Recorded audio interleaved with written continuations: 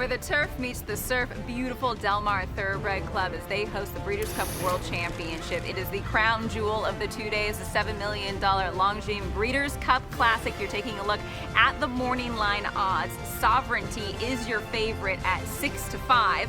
Obviously some drama there as Bill Mott announcing he came down with a fever, so that situation being monitored, but expecting he runs, you have to start with him. He's been phenomenal this year. Well, if he runs, I just think he wins. As and do I. You know that if he does run, then he's absolutely fine to run, because Bill Mott, Mr. Abundance of Caution, and quite rightly. So, you know, we'll see what happens there. If you're going to play outside him, I'm coming round to the idea that Beza needs to be included somewhere. Okay, so he finally got his Grade 1 victory last time out in the Pennsylvania Derby for John Churros. Run a very big race. I think he's cycling towards a career best. He hasn't had quite as hard a season as Sovereignty or Journalism, even though he's competed in the Kentucky Derby and finished behind them again in the Belmont. He's a horse who we know has the pedigree. We know is local. Yeah. We know the trainer is super patient. And we also know, or at least I think I know, that the stronger run race, the better for him. And that's what he's going to get. He's going to get a setup. And you will likely get a good price. Let's get one more selection here on the Longines Breeders' Cup Classic from Enzo. It's all about number one Fierceness for me. Proven at Del Mar, loves Del Mar. 2 of his best races of his life have been right there at the Seaside Oval. Breaking from post position number 1 again, just like he did in the Pacific Classic. Hopefully he learned a little bit and Johnny V can get him out of the gate.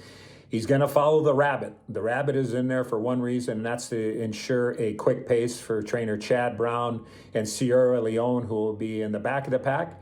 And contrary thinking, number 4 will be on the lead, and I think Johnny V will stalk. They get to the far turn, and then he will get some separation. Hopefully he can get enough separation on the closers, but to me, all systems go for number 1 Fierceness in the Breeders' Cup Classic.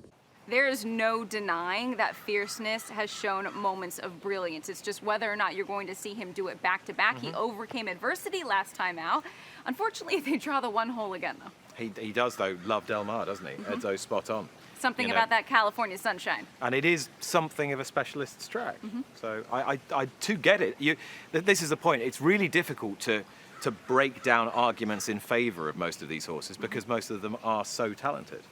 The race of the century, we haven't even spoke about Sierra Leone, Mind Frame, of course you have, and then Journalism, the horse that has danced every dance. A phenomenal race. Sierra Leone is going to run his best race of the season, but is it good enough to win this year's edition? I don't know.